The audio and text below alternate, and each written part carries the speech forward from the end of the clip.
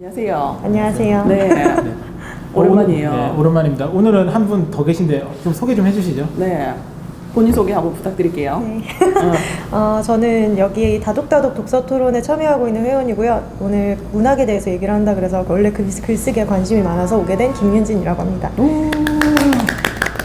저 근데 다독다독이 뭐예요? 여기서 보시는 분들 다독다독이 뭔지 모르실 텐데. 뭐죠, 윤진 씨? 네, 뭐냐면 너무 굳어 있는 것 같은데요? 긴장이 되네요. 네, 뭐 처음이니까 하다 보면 이제 풀리시겠죠. 그렇겠죠. 네. 그 여기 이야기 끓이는 주전자에서 매주 금요일 7시 반마다 일어나는 독서 토론 모임인데요. 저는 그렇게 막 오래되진 않았지만 그래도 몇 달째 계속 꾸준히 참여하고 있는 독서 토론 모임이라고 생각하시면 되겠습니다. 제가 특별히 저희 독서 모임에 많은 멤버들이 있지만 이 윤진 씨를 모신 이유는 평소에 그 책을 읽는 거나 토론을 하는 것을 보았을 때 문학에 굉장히 관심이 많고 또 많이 좋아하시는 것 같아서 또 글을 쓴다는 얘기를 제가 들었어요. 그래가지고 특별히 제가 섭외를 했습니다. 글 쓰세요? 네, 뭐 좀 부끄러운데. 뭐 저도 네. 글을 써요. 네. 책 막 쓰면 다 글이죠. 네, 글을 쓰고 있어요. 네. 네, 그래서 최종적으로는 뭐 작가가 되고 싶은 게 네. 꿈인데 일단 꾸준히 쓰고 있습니다. 문학에도 관심 많으시고. 그래서 오늘 작가가 꾸민 문학을 사랑하는 김윤진 씨를 모시고 방송을 진행을 네. 해볼게요. 그래서 저희가 무슨 얘기를 할까 문학에 대해서 생각을 많이 해봤는데 저도 사실 문학을 좋아하고 윤진 씨도 좋아하고 창수님은 싫어하고 싫어하는 건 아니지만 좋아하진 않아요. 그래요. 그래서 저는 사실 문학이라 네. 하면 뭐 작품 얘기부터 네. 할 얘기 진짜 많거든요. 그래서 그런 얘기들 평소에 네. 문학에 대해서 생각했던 것들을 오늘 썰을 그냥 시원하게 풀고 가도록 하겠습니다. 문학 썰전이라고 보면 되는 건가요? 좋죠. 그래서 처음 한국 문학을 접했을 때 생각을 해보니까 사실 단순하게 생각하면 되게 촌스럽다는 느낌을 많이 받았었거든요. 다른 분들은 어떻게 생각하셨는지 윤진 씨는 뭐 크게 편견을 가지고 계신 게 있으세요? 저 역시도 그런 면이 좀 없지 않아 있더라고요. 약간 이게 교과서에서 봤던 국어 작품들 때문에 좀 생긴 편견 같아요. 국어 시간에 봤던 작품들 되게 옛날 작품들이 많아서 좀 약간 토속적인 분위기인 것 같다라는 느낌 이런 게 아무래도 있고 저희 주변 친구들한테 물어봐도 그런 느낌을 되게 많이 가지고 있었고요. 그리고 또 뭐랄까 우리나라 작품들을 봤을 때 현대 작품에서도 좀 음울한 분위기가 많다거나 또는 뭐 좀 장르가 다양하지 않다 이런 생각을 저도 조금은 가지고 있고 최근은 좀 달라지긴 했는데 많이 읽으면서 근데 좀 다른 나라 작품들에 비해서 좀 두드러지는 면이 있지 않나 하는 생각을 스스로도 했고 주변에서도 좀 그런 말을 들은 것 같아요. 네, 뭐 저는 사실 뭐 소설이나 문학을 잘 안 읽어서 근데 가끔 읽거나 저도 교과서에서나 아는 정도인데요. 거의 문학에 관심 없는 사람 수준일 거예요. 잘 안 읽어서 그냥 제가 생각하는 한국 문학의 느낌은 좀 그래요. 시대 정신에 너무 중요시하고, 그러니까 없어도 되는데 너무 거기에 매매돼 있고 그런 거에 대해서 너무 가치를 높게 주는 느낌. 그러니까 다른 거에 상대적으로 너무 낮춰지는 거죠. 그러니까 문학이라는 게 어떻게 보면은 다양한 걸 다룰 수 있어야 되는데 너무 이게 중요하다. 그러니까 아무래도 뭐 6.25도 컸고 그런 역사적 배경이 있겠지만 너무 거기에 비중이 쏠려 있다는 느낌을 많이 받아요. 그리고 네, 저는 좀 사대주의라는 영향이 좀 있는 것 같다는 생각을 했는데 다른 분들은 어떠세요? 저는 사대주의라는 생각은 해보지는 않았고요. 아까 조금 잠깐 말씀드렸다시피 국어 시간에 배운 작품 때문에 고정관념이 좀 많이 생긴 것 같아요. 이제 저는 최근에 이런 생각을 하지 않는 이유가 현대 우리나라 작품들을 많이 읽게 되면서 이런 편견이 많이 희석이 됐거든요. 근데 만약에 현대 문학을 많이 접하지 않고 관심이 없는 사람이라면 국어 시간에 배웠던 뭐 봄봄이라거나 아니면 뭐가 있을까요? 뭐 소나기 같은 이런 게 너무나 뇌리에 강하게 남아있기 때문에 그 느낌을 가지고 한국 문학은 이럴 것이야 라고 편견이 계속 될 거라고 저는 생각을 합니다. 그런 교과서에서 다루는 작품들이 이제 처음 작품을 접하는 계기가 사실 교과서잖아요. 네네네. 그러니까 그렇게 접하고 나면 사실 그 이후가 연결이 사실 잘 안 되잖아요. 그런 작품을 접하고 난 뒤에 그러니까 학업적인 부분이라는 게 크기 때문에 흥미를 가져서 뭐 국어국문학과를 진학하는 친구들도 있겠지만 대부분이 이 학교의 공부를 그 테레파키 공부를 싫어하는 경향이 있기 때문에 이제 더 그 이상은 없는 거죠. 그래서 뭐 우리 같이 책을 좋아하는 독서 모임 이런 멤버들이야 다양한 한국 문화를 접하면서 저도 사실 최근에 읽으면서 좀 많이 깨지긴 했거든요. 좋은 작품이 많구나라는 걸 알고 새삼 놀라긴 했지만 한국의 주입식 교육의 폐단, 그 국어를 네네. 정말 이렇게 해석을 달아가면서 해석을 이렇게 달아요. 하는 그런 수업의 폐단이 아닌가 뭐 그런 생각도 드네요. 예. 그리고 또 그것뿐만 아니라 이제 아까 창수님께서 시대 정신의 가치를 굉장히 많이 둬서 약간 비슷한 색깔의 작품들이 색깔이 너무 많은 많아요. 것 같다라는 얘기를 하셨는데 그 시대 정신뿐만 아니라 약간 우리나라 작품들이 색깔이 비슷하다는 거는 좀 다들 가지고 있더라고요. 제 주변에 물어보니까. 그래서 그게 왜 그럴까 좀 생각을 해봤어요. 근데 일단 물론 당연히 이제 6.25라는 전쟁이 우리나라의 뭐랄까 혼이라는 말 좀 조심해서 써야 되는데 혼에 굉장히 큰 영향을 미친 역사적 사건이라 그것이 전후소설부터 우리나라의 문학계에 큰 영향을 끼쳤을 거라는 생각도 분명히 있고요. 그리고 저는 또 다른 이유도 있을 것 같아요. 색깔 자체가 약간 비슷비슷한 게 제가 생각해본 이유는 좀 크게 두 가지였어요. 첫 번째는 문단에 좀 폐쇄성의 영향이 있지 않나 이런 생각. 왜냐면 이제 많이들 아시겠지만 우리나라에서 작가로 등단하기 위해서는 문이 굉장히 좁거든요. 일본에서 들여온 신춘문 시스템을 그대로 가져가기 때문에 좀 다른 뭐 영미권이라던가 아니면 뭐 다른 나라에 비해서는 확실히 작가가 되기가 좀 힘들고 문이 좁아요. 그리고 심사위원들도 되게 많이 중복이 되고 겹치고. 맞아. 그래서 그런 게 영향이 없을 수 없다는 생각이거든요. 분명히 있을 거라 좀 비슷한 작품들이 아무래도 좀 많이 나오기가 쉽지 않나 하는 생각이 들고요. 그리고 두 번째로는 저는 사실 어찌 보면 그런 것이 소비자들의 잘못이라고 말하기는 좀 어렵지만 소비자들의 기호도 영향이 있지 않을까? 그렇죠. 이런 생각이 들어요. 왜냐하면 사실 소비자들이 안 찾으면 그만이거든요. 근데 분명히 우리가 가지고 있는 그 시대 정신이라던가 아니면 그 한국 문학이라고 생각되는 그 색깔들에 대한 기호가 존재하기 때문에 계속해서 그런 작품들이 나오고 그런 작가들이 발굴이 되는 게 아닌가 좀 이런 생각을 해봤습니다. 분명히 편견이 존재하는 이유는 있는 것 같아요. 지금 말씀을 나눠보니까. 근데 사실 편견이라는 게 문학을 이제 깊숙이 접하지 않은 사람이 가진 편견이잖아요. 그러니까 접하고 알다 보면 그 편견이 깨지기 마련인 것 같거든요. 왜냐면 또 사실 한국 문학이라 해서 그 속을 들여다보면 정말 다양한 작품들이 많고 좋은 작품들이 많다는 걸 이제 알게 되는데 그 입구까지 오기가 거기까지 들어오기가 힘드니까 밖에서 편견만 가지고 이렇게 주변을 맴도는 그런 사람들이 많고 그래서 한국 문학이 좀 덜 읽히고 그런 측면이 있지 않나 싶어요. 네. 아 그럼 윤진 씨는 그 편견이 좀 많이 깨졌다고 하셨잖아요. 네네. 그런 깨진 이유가 다양한 작품을 접하면서 어떤 느낌을 가지면서 그 편견이 깨지셨나요? 네. 그 제가 아무래도 작가가 되고 싶다는 생각을 하게 되면서 여러 가지 작품들을 찾아 읽었는데요. 아까 수상작 얘기를 또 하셨잖아요. 그래서 아무래도 작가가 되고 싶은 사람으로서는 수상작을 찾아볼 수밖에 없어요. 뭐가 전을 받나. 근데 저는 오히려 최근의 수상작들을 보면서 좀 깨졌어요. 이게 분명히 말씀하신 대로 수상작 작품들이 좀 비슷비슷한 면도 많고요. 그리고 제가 좀 개인적으로 슬프게 생각하는 건 이호성 문학상이라던가 이상 문학상처럼 이렇게 거물들, 대작가들의 이름을 딴 문학상은 사실 그 작가의 정신을 기리면서 그 정신에 부합하는 작품에 상을 주는 게 맞다고 생각하거든요. 그리고 당연히 그 취지에 맞게 상을 만들었겠죠. 근데 그게 점점 희석되고 있는 것 같다는 생각이 들어서 저는 그가 개인적으로 안타깝게 생각을 하는데 그래서 말씀하신 부분이 일부 맞다고 생각해요. 근데 그럼에도 불구하고 요즘 뭐 중앙에 있는 이런 뭐랄까 서울 쪽에 있는 신문사들의 등단 작품들을 보면 그렇게 안 비슷비슷한 작품들도 꽤 나오더라고요. 그래서 저는 그런 걸 찾아서 읽어보기 전에는 다 비슷하구나 이런 생각을 했는데 또 은근히 너무나 위트 넘치고 너무나 실험적이고 누가 읽어도 좀 재밌는 소설들이 꽤 등단을 하고 있어요.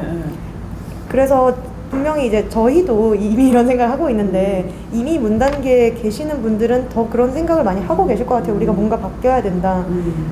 좀 뭔가 변화를 줘야 된다. 그래서 그런 측면에서 실험적인 작품들도 많이 등단을 하고 있고 이제 뭐 문학동네나 창비 같은 여러 문학 잡지에서도 그런 글을 많이 실어주는 걸 보면서 좀 많이 깨졌습니다. 그래서 좀 변화가 일어날 것 같다, 일어나고 있구나 이런 생각을 하게 되기 시작했어요. 한번 보고 싶네요. 네. 이 제일 이해를 못하는 이창수님 소설을 왜 읽어야 될 것 같아요? 왜 읽어야 될까요?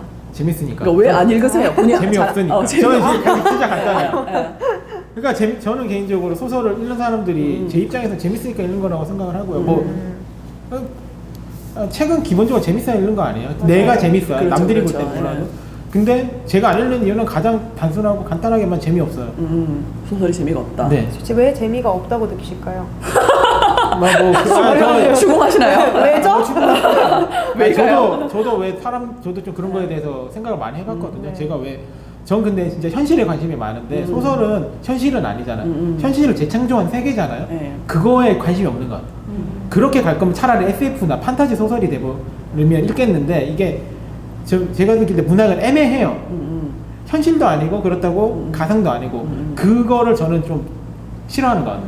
그런 그래서. 상태를 못 견디시는군요. 근데 차라리 현실이면 현실이고 환상이면 환상인데 이걸 어정쩡하게 갖고 가는 게 좀 안 맞는 것 같더라고요. 그래서 소설을 잘 안 읽게 돼요. 아, 그럼 현실이면 현실 오히려 관념으로 가셨구나. 그래서 철학이 가는 다시- 거죠. 다시 아니, 철학은 건가요? 아예 현실을 대놓고 이야기하는 네. 거니까 오히려 관념으로 가서. 네. 소설 왜 읽으세요? 거꾸로 이야기하죠. 왜죠? 복수. 왜죠? 이 다음에 철학 왜 아니냐고. 저는 죄송해요. 먼저 좀 잘 보여야겠다. 저는 소설이 재미있어서 읽고요. 근데 이 재미있는 이유는 사람마다 다르겠죠. 네, 그렇죠. 다르겠고 제가 재미있는 이유는요. 저는 그 반대로 네. 현실과 허구가 맞닿아 있는 세계라서 재미있어요. 네. 그래서 이게 왜 재밌냐면 이 아주 현실과 멀지 않은 세계지만 네네네. 가짜 얘기잖아요. 맞아요. 근데 이것을 내 힘으로 현실과 조금 접목도 시켜보고 그래서 이게 현실 세계에 어쨌든 던져져 나온 네네네. 글인데 왜 던져져 나왔을까 이런 생각을 해보는 것도 재밌고 네 그래서 저는 그게 맞닿아 있어서 약간 허구면서도 현실과 맞닿아 있는 지점이 저는 재밌다고 생각하는 것 같아요. 정희 씨는 어떠세요? 저도 문학을 되게 좋아하는 편인데 저는 일단 그 자체의 아름다움, 그 문장의 아름다움, 그 정말 세포 그 하나에 있는 그런 감정을 캐치해서 문장으로 표현했을 때 그 짜릿함. 지금 못 견디신 거 알죠? 아니에요? 이 뜻이 뭔지 알죠? 네, 저는 알죠. 그런 거 어떻게 이 작가가 이런 내가 느끼는 이 기분을 이렇게 잘 알지라는 그때 딱 작가와 소통하는 것 같은 느낌이 드는데 그냥 그 자체로서 일단 아름다워서 좋고 그리고 저도 문학을 읽으면 글이 쓰고 싶다는 생각이 참 많이 들거든요. 아름다운 문장을 보면 나도 그렇게 쓰고 싶다는 욕구가 사람이 생기잖아요. 그렇기 때문에도 더 문학을 좀 찾아서 읽는 편인 것 같고 그리고 저도 허구지만 이 정말 많은 인생사들이 문학에 담겨 있잖아요. 그래서 예전에 김훈 작가가 이런 얘기를 하더라고요. 그 문학이라는 게 그 보편성 속의 특수성이라 그랬나 개별성이라 그랬나 뭐 그런 비슷한 말을 했거든요. 사실 다 비슷비슷한 인생사 같지만 문학이라는 틀로 들여다보면 다 건건마다 사연이 다 있고 절절한 사연들이 있고 그것들 우리는 모든 이 현실에서는 이해를 하지 못하지만 문학을 통해서는 그 예술로서 받아들이면서도 이해를 할 수 있는 그런 측면이 뭐 간접 경험이랄까요? 그런 부분도 좀 큰 것 같고 확실히 좀 많이 인격적으로 수양이 된다 그래야 되나요? 좀 성숙을 시켜준다는 의미가 좀 큰 것 같아요. 예, 사실 그래서 문학이 실용서적은 아니잖아요. 근데 네, 저한테는 그렇죠. 실용서적으로도 다가와요. 그런 측면도 좀 있거든요. 저도 그 부분에 되게 동의를 해요. 이제 사실 제가 철학 서적을 잘 읽지 않기 때문에 철학에 대해서는 말하기 조심스럽고요. 그럼 뭔가 말씀하신 실용서적들 있죠. 그런 걸 좋아하시는 분들은 아무래도 좀 이것은 이것이다. 이것은 이렇게 하세요. 라는 걸 좋아하시는 분들이 많더라고요. 근데 저는 그런 것도 물론 도움이 되지만 그 메시지까지 내가 스스로 찾아 나가는 과정이 일단 재밌고 아까 그 부분을 말씀드린 거고 또 그 결론에 도달해서 내가 어떤 메시지를 내 스스로 찾아냈을 때 그때 저도 정신적으로 성숙한다는 느낌을 많이 받아요. 그리고 그게 원래 좀 사람이 힘든 일을 더 가치 있게 생각하잖아요. 그래서 그런지 그냥 남들이 던져준 걸 봤을 때보다 내가 소설을 읽고 느낀 감정일 때 소설을 읽고 깨우친 어떤 깨달음일 때 훨씬 더 깊게 다가오는 면이 있더라고요. 그래서 저는 소설을 계속 읽고 있어요. 좋아하고. 효율성이라는 부분 또 얘기를 하고 싶어서 주제에도 넣어놓으셨던데 네. 그러니까 비효율적이라면 문학만큼 비효율적인 게 없잖아요. 그렇죠. 예, 맞아요. 그러니까 남들 비효율적. 허구인 얘기, 지어낸 얘기를 굳이 시간을 들여서 읽어야 하는 이유. 그러니까 딱 저도 참 좋은 게 뭐냐면 그 좀 비효율적인 게 어떻게 보면 그러니까 돌아가는 길이잖아요. 돌아가는 길이지만 그 힘들게 얻은 게 사실 가치 있는 법이고 근데 그 문학이 사실 그런 게 아닌가 읽으면서도 참 이렇게 스토리 왜 이게 실용서적 보면 이건 이렇다라고 이건 이렇게 해야 한다라고 이제 뭐 이렇게 길잡이를 제시를 바로 해주는데 문학 같은 경우는 그래서 네가 생각을 해봐 이런 스토리가 있는데 그래서 이 주인공은 왜 이렇게 했을까 혹은 뭐 작가는 왜 이렇게 썼을까라는 걸 계속 던지잖아요. 그러니까 왜라는 생각을 계속 하게끔 만들거든요. 그러니까 그게 귀찮아서 안 읽고 또 그게 좋아서 우리는 읽고 네, 그런 것 같아요. 그러니까 소설을 읽으시잖아요. 저는 그냥 약간의 방법론의 차이라고 봐요. 결국은 소설이 일단 철학을 읽을 때 비슷한 거라고 생각을 하는데 저는 좀 읽으면서 느낀 게 우리나라 정서에는 소설이 더 맞는 것 같아요. 저는 안 맞지만. 그러니까 제가 동양 철학과 서양 철학을 비교해 보면요. 동양 철학이 좀 그런 면이 많아요. 뭐라 해야 돼? 예시를 주고 뭐 누가 이랬더니 누가 이랬더니 이런 식으로 해요. 그게 제가 동양 철학을 읽으면서 느낀 게 이게 길어지면 소설이 되겠구나. 재밌네요. 네, 그런 얘기 재밌네요. 많이 들어요. 그러니까 오히려 동양 정서에는 소설이 더 맞다. 소설을 통해서 뭔가 일어나가고 느껴지고 뭔가 발전해 나가는 게 맞다라는 생각을 많이 하게 돼요. 저는 좀 근데 서양 쪽이 맞았거든요. 그러니까 좀 철학을 공부하고 관심 있고 한데 전반적으로 그래서 저는 뭐 안 읽지만 제가 재미없다고 해서 소설을 뭐 안 적거나 의미 없다고 생각하진 않고요. 단지 방향이 다른 거다. 방법은 달라도 결국은 뭔가 나에 대한 수양이고 이런 거에 대해서는 방법론적으로 같다고 생각을 하기 때문에 그런 거는 존중을 하고 있고요. 그 다음에 아까 비효율이라고 했잖아요. 근데 왜 비효율만 문제 삼는지 전 잘 모르겠어요. 효과적이잖아요. 효율과 효과는 같이 가야 되는데 효율이 떨어지더라도 효과적이면 소설이 저는 충분히 효과적 측면에서 충분히 많고요. 효율만 따지다 보면 효과가 안 나오거든요. 그래서 저도 소설이든 저는 철학을 읽지만 소설을 일부러 읽어요. 읽으면서 이걸 왜 읽어요? 셀프 고문인가요? 그래서 근데 진짜 좋은 지점을 짚어주신 것 같아요. 이제 효율과 효과를 사실 같은 말로 착각하기가 네, 쉽잖아요. 맞아요. 네. 근데 사실 들어보면 다른 말인 게 맞거든요. 네. 효율은 어떻게 하면 빨리 편하게 네, 쉽게 갈 수 쉽게 있느냐인데 효과는 그래서 어떤 것이 거기서 산출이 되느냐 하는 문제라 다른 게 맞는 것 같고요. 그래서 저희는 그런 얘기를 하고 있었던 것 같아요. 정희 씨랑 저랑 네. 이제 효과가 있다. 네. 그래서 그게 어떤 효과인지. 네, 네, 네. 그래서 저는 그런 얘기를 하고 싶었어요. 비록 돌아가지만 말씀하신 대로 네.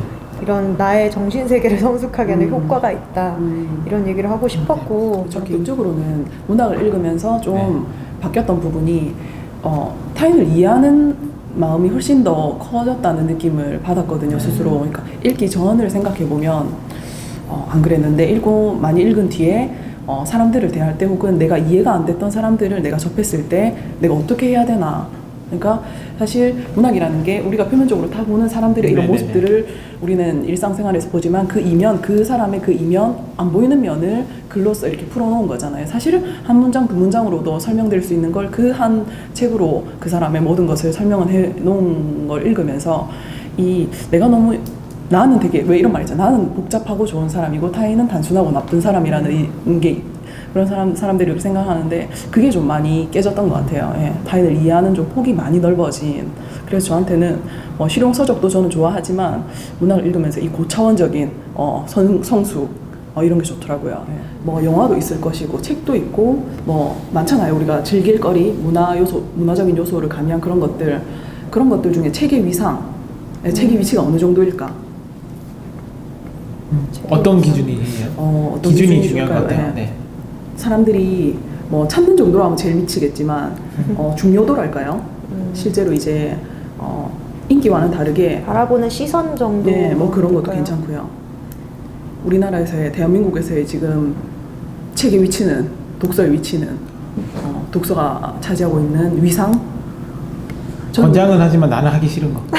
근데 이 약인가? 약. 이거 먹어야 된다. 나만 안 먹어. 그 20, 30대에 책을 구매하는 그 구매층들이 20, 30대 여성이 제일 많다고 제가 들었거든요. 그래요? 어디서 봤거든요. 그러니까 그런 친구들이 뭐 책을 아까 말했듯이 읽기도 하지만 선물용으로 딱 좋잖아요. 그러니까 이런 아까 말한 힐링 서적, 정말 가벼운 자존감 서적은 수업 뭐 이런 거. 선물하기도 참 좋은 책들이거든요. 그런 거 좀 영향이 있지 않을까. 그렇네요. 책의 위상에 대한 얘기를 하셨는데 네. 확실히 이제 아까 말씀하셨던 대로 건전한데 나는 하기 싫은 거 저도 그거에 되게 동의를 하고요. 근데 위상으로 따지면 사실 상당히 높은 위치에 있는 것 같아요. 이제 제가 이해한 위상이라는 네. 말은 이제 뭐랄까 어떤 무게감, 그 책이라는 매체가 가진 무게감으로 봤을 때는 상당히 높은 위치에 있는 것 같은데 문제는 그러한 무게감에 대한 게 이제 정서적으로 자꾸 벽이 생긴다는 게 문제인 것 같아요. 그리고 제가 이 재밌는 얘기를 들었는데 왜 일본에서는 핸디북 그래서 문고판이 많이 팔리잖아요. 근데 우리나라는 문고판이 많거든요. 뭐 일린 책들이나 이런 데서 시리즈로 많이 나온 문고판이 있는데도 문고판은 거의 안 팔린대요. 그러니까 판매 부수가 되게 작고, 그러니까 사면 뭐 양장본이나 되게 있어 보이는 양장본이 이렇게 초판 나오고 이렇게 재판 나오면서 인기가 많으면 양장본으로 이제 넘어가잖아요. 양장본이 참 잘 팔린다 하더라고요. 이거는 저는 허세다. 그렇네요. DP용이다. 이런 생각을 바로 들었는데 두 분은 어떻게 생각하세요? 저는 그 얘기 처음 들었어요. 이제 문고판이 안 팔리고 오히려 양장본이 더 팔린다는 네. 거는 전 처음 들어서 되게 재밌고 허세인 것 같아요.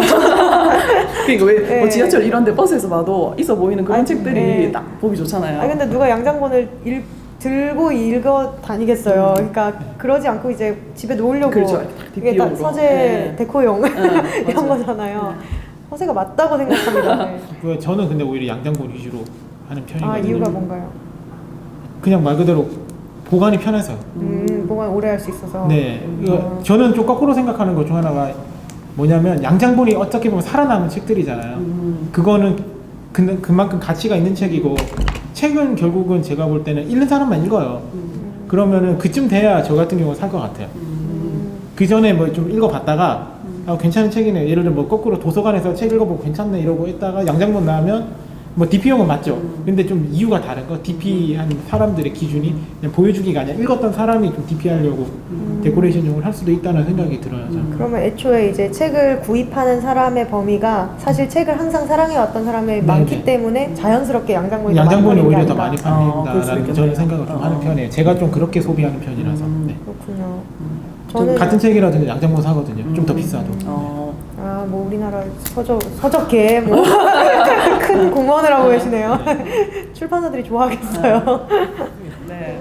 그래서 오늘 저희가 처음으로 게스트를 모셨어요. 그래서 둘이 쭉 하다가 서울 여인을 모시고 여기 이펙트라도 넣어야 돼요. 뭐 이렇게 하나 넣어줘요. 네. 그래서 그 문학을 좋아하시는 또 분을 모시고 문학 얘기를 하니까 너무 즐겁고 창수님은 별로 안 즐거우셨던 것 같은데. 전 이런 거 좋아해요. 왜냐면은 오히려 그러니까 저는 포인트가 뭐냐면 내가 관심이 없기 때문에 이런 걸 듣는 걸 좋아해요. 그런 의미에서 좀 그런 것도 있었거든요. 네. 채식주의자 친구가 있어서 야, 내가 너랑 아니면 어떻게 채식주의 카페를 가보냐 이래서 가보자. 좀 이런 취향이어서 좀 제가 할 말은 없었지만 사실 아무리 생각해도 여기서 오늘은 분량이 없을 것 같아요. 근데 그래서 더 좋았어요. 왜냐면 내가 관심 없는 분야이기 때문에 이렇게 아니면 알 수 없었던 시간이었어요. 제가 섭외 잘했죠. 네, 잘했습니다. 오픈 마인드.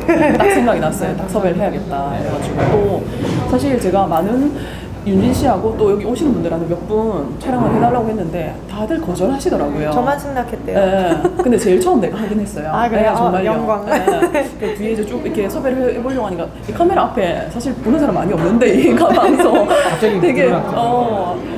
되게 거부감이 좀 있으시더라고요. 여자분들은 이렇게 좀 이쁘게 나오고 막 그래야 되는 그게 있는데 이제 괜찮아요. 결혼을 해서 그런지. 네. 유부에 이런 네, 넉넉함도 없어요. 있으시고 그래서 오늘 너무 재밌게 했는데 마지막으로 소감 한번 듣고 마무리할게요. 아, 네.